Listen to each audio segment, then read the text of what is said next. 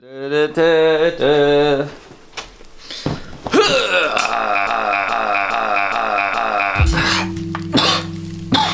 I decided that I was going to do what everyone else in the history of ever has done and analyze the magical and super famous scene from Inglourious Basterds known as the first scene, where Colonel Hans Landa meets up with Monsieur Lapidite and they have a polite discussion over some glasses of milk and then some Jews die. I've got this the whole depression look going. I look fly as always. Got the gay little beard. It's great. I actually took the time to write notes. So let's start.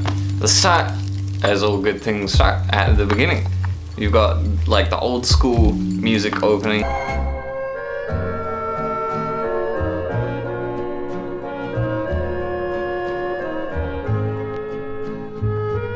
Which is a really nice little like early start kind of testament to the early days of Hollywood, the days of yore that Tarantino loves to talk about and represent and stuff. Very operatic. It's basically the Fargo theme, which I think is always interesting. It's very play-like at this point. You got the rule of thirds being applied somewhat but not entirely. So you've got like the middle tract of land, 2/3 up the screen, and then the house like 1/3 along the screen, but then you've got the guy chopping wood like basically dead center, right? And that's where the only sound is coming from, so that's kind of where we're actually looking. It's where the only motion is coming from. So he's kind of playing with us a bit. You got like the play outline, and it's like the opening of The Sound of Music, if I have ever seen The Sound of Music, which I haven't, so it might not be at all.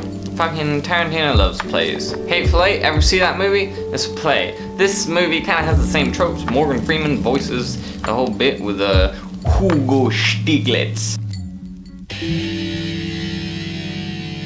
Then we got the macro to micro, which is a classic opening maneuver. You go big and then small because you're drawing people in. Alternatively, you go small and then big because you're revealing things. Here he goes big and then small. Chopping wood from afar, chopping wood up close. It's great. Though also it is interesting to note that in the wider sense, this whole opening scene is actually a micro to macro operation because he's microscopically focusing on an individual circumstance that is mirrored around the rest of the world's context. So it's one instance of a Jewish family being rounded up and hunted or whatever, but the implication is that this happens fucking all over the place everywhere, and that's the point of the war. And they never really look at the war in the macroscopic perspective. It's contained to individual instances. Okay, so you got the car pulling up, which is classic because the car pulling up is essentially a knock on the door, which is a very common way to start a play. But the idea is that it's like, so knock on the door, fucking, oh, who could that be? Who is at the door? Opportunity awaits us behind what we cannot see, but we can hear. So what's going to go on behind the door? Who's in the car? What is coming up? It's a mystery, immediately, and she literally pulls back the curtain. She doesn't need to do this, that doesn't even make any sense. She lives in the world, she can just look around it, but instead she unclips a thing and pulls back the curtain to reveal the car. Again, a play-related joke, you know, pulling back the curtain, what's going on? We're living in a play, something's about to happen, it's mysterious. The facial expression as well is like speaking the line like, who could that be at the door? And she's like, who's that? You know, but with her face. And then we get the Spanish Mozart. Go away. Spanish Mozart shit, which is great because he's mixing genres already, which sets us up for the tone of the rest of the film.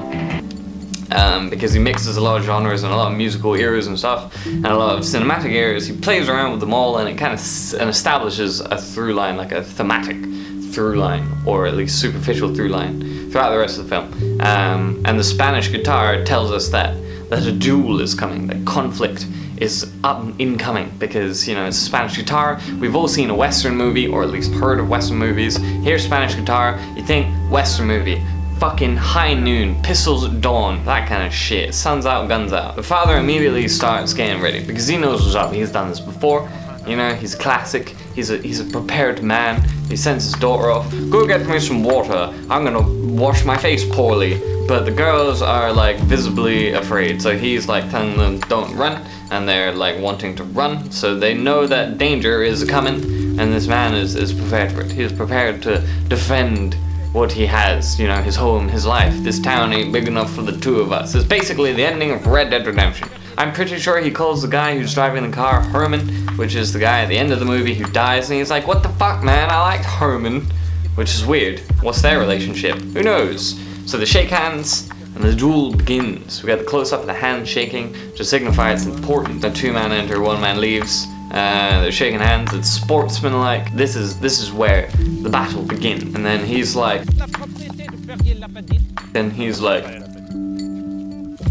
but he doesn't say this is my house.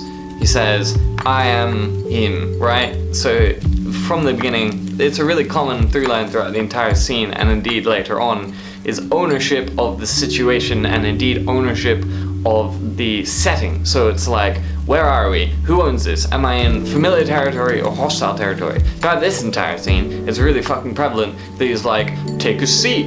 Oh, I'm sitting at the head of the table, even though I'm the guest, you know? And Lapidite's adjacent, or it's like, may I smoke in my own house? And he's like, well, it's your house, so you go ahead and fucking smoke, my dude. And then like, he's like, may I smoke? I already know I can smoke. Basically, it's Hans Landa taking control of the situation and taking ownership or dominance of the setting. And this is used really consistently because who has the power to take ownership of someone else's home by just walking to the front door, right? That's what goes on. I think it's funny that he has to be invited in like a vampire. That's not the entirety of my note for that one. Oh, look at these sexy women, you know, 3 of them, all in a row. What are they doing? Standing there, just waiting.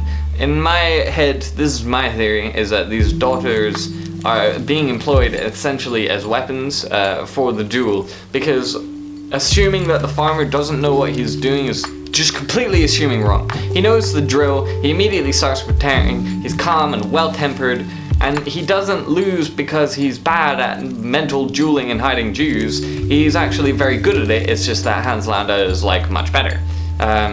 So he immediately dissuades two attacks that Monsieur Lapidite makes at the start.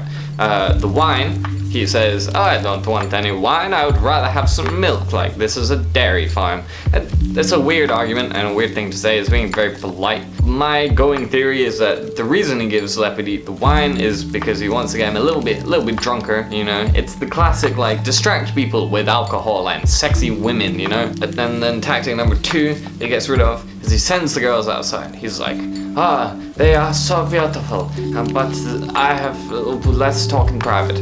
The paradigm he makes is that he has left his men outside and would prefer if Monsieur Lapidite left his daughters outside, which is a really interesting thing because he draws a through line between German soldiers and French women. The idea being that it's like a honeypot effect where Lapidite is using his daughters as a distraction from the actual argument and what's about to happen. Landa would use soldiers in the conversation as an intimidation tactic. When they close the window, not gonna lie, I don't really know the purpose behind this. I guess it's like sealing in the vibe. That doesn't make any sense. I don't actually know why this girl is commanded to close the window, or at least I don't have a working theory on why she's told to do it. I guess it's the idea of like containment within the room, you know, like 2 men enter, 1 man leave, you know, like that kind of shit. Maybe it's just so he can boss his daughters around. Maybe she's going to count how many German soldiers there are. I don't know. Honestly, don't have a theory on that. And then he tans the milk, which is really fucking weird.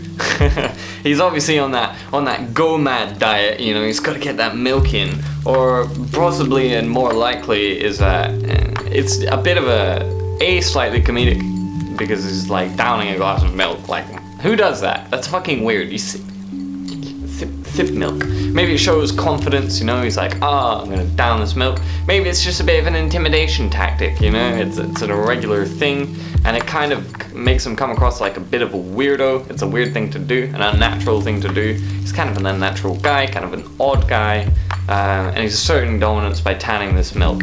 I think Tarantino is kind of just making a little bit of a joke, because it's like, it's a weird thing to do, obviously. And while it is kind of a sign of confidence, I think more likely it's just a bit of a joke. And then they switch to English, which obviously means Landa knows something's up, and he's like, let's talk in English now so no one can overhear us. It attributes itself to the theory that Landa knows exactly what's going on the minute he walks in, because there's no indication that he's figured anything out throughout the course of the scene. It's more just like, hey, surprise, like, I know what's up, you know? And I really like how throughout the entire film language is used in a very intricate way, switching languages all the time. Yeah, and then they start talking, and he says, I'm very aware of you and your family, which is a very interesting thing, because it's an intimidation tactic. He's walking in like, I'm Hans Landa, I've introduced myself, I'm like, can I come in? But I know exactly who you are. You know, he brings this up before, he's like, I've heard rumors of how fucking hot your French milkmaid daughters are. This is the part where he's like, I know fucking everything about you. I know exactly who you are, Monsieur La Petite. I don't need any fucking answers from you, because I already know who you are, because I'm really good at my job.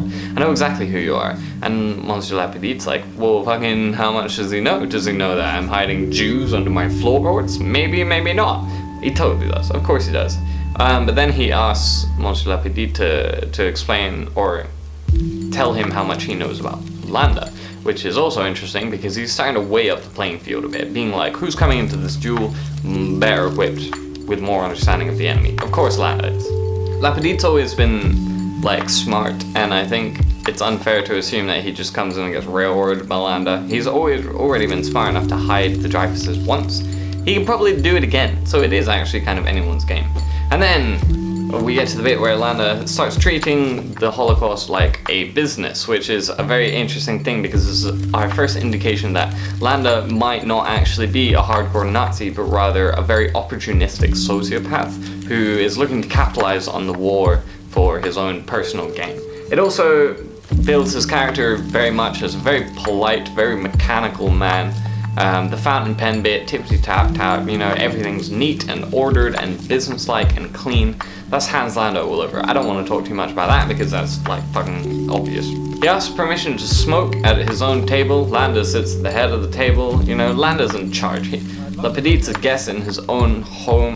There's an argument to be made that being submissive in this context is actually more of a tactic to give the German officer the respect that he feels he deserves, right? So he is trying to be as unabrasive as possible to put himself in favor for the rest of the conversation and hopefully maintain the ruse that he's completely innocent. So while Landa does assume the dominant position in the household and indeed the context in the argument, that doesn't necessarily mean that it's been taken from La Petite, rather he may have given it willingly.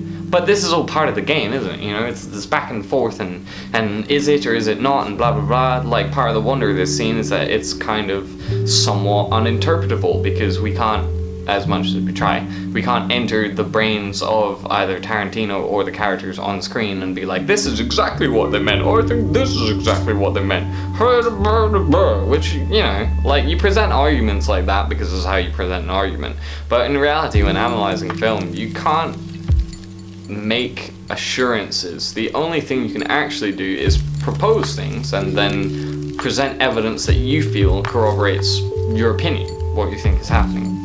Okay, so then we get to the really interesting bit. I may have skipped over a couple of things, but we get to the really interesting bit here, which is the smooth truck left around the conversation. And this is really, really important for a number of reasons. Reason number one, it's the first smooth motion that we've had in basically the entire movie, which tells us that it's leading up to something.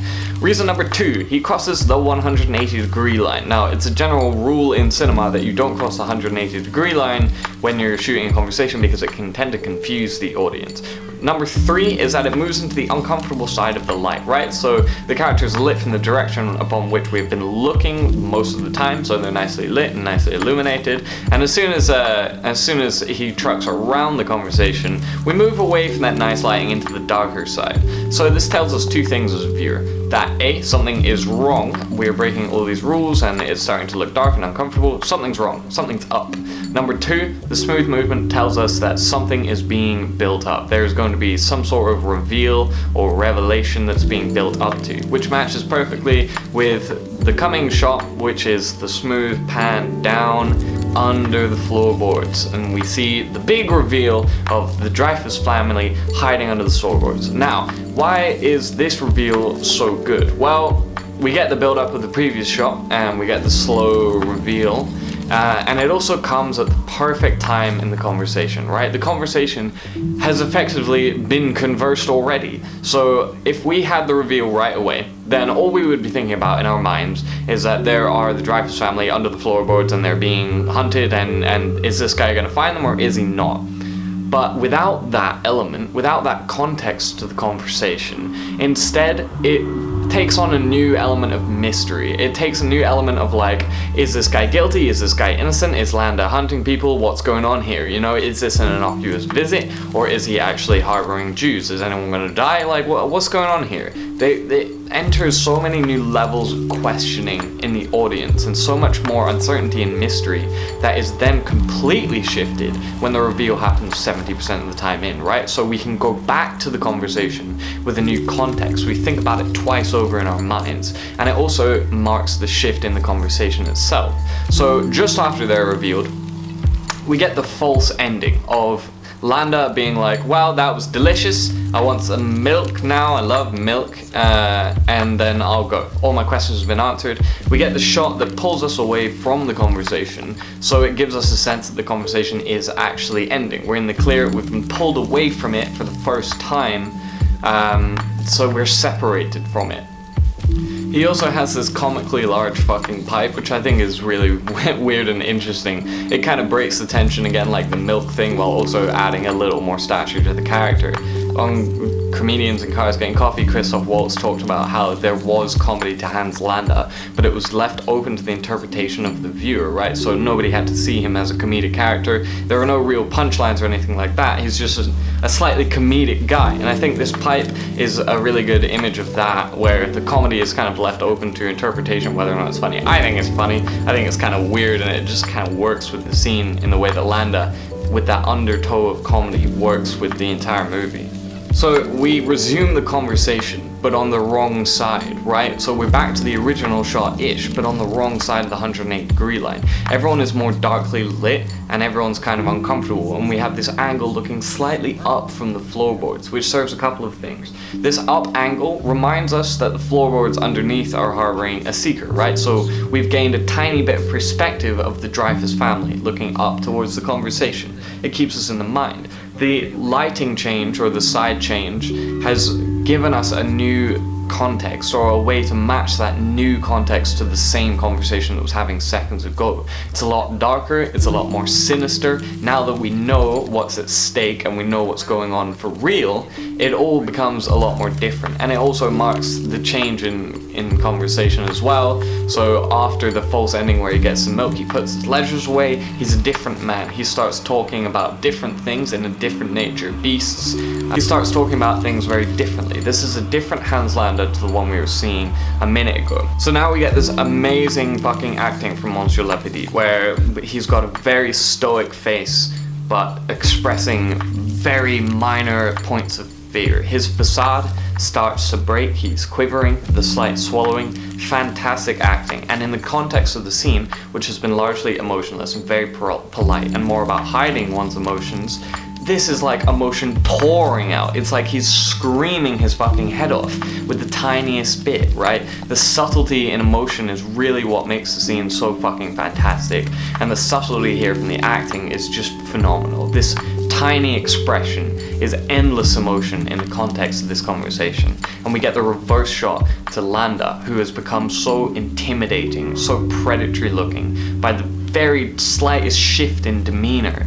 And we know that the accusation is about to come before we've even heard of it. and then the accusation comes, and it's all over, and the single tear drops, and it's just fucking great. And then the music comes in. Now the music is a really important point because we haven't had any music other than the opening music and the Western Julie music like nearly 10 minutes ago now. Music is used really sparingly in this movie, and it's used to really emphasize emotions. And here we can emphasize that this scene is over. It's done, right? He's lost the mental duel. We have this very old Hollywood musical swell come in.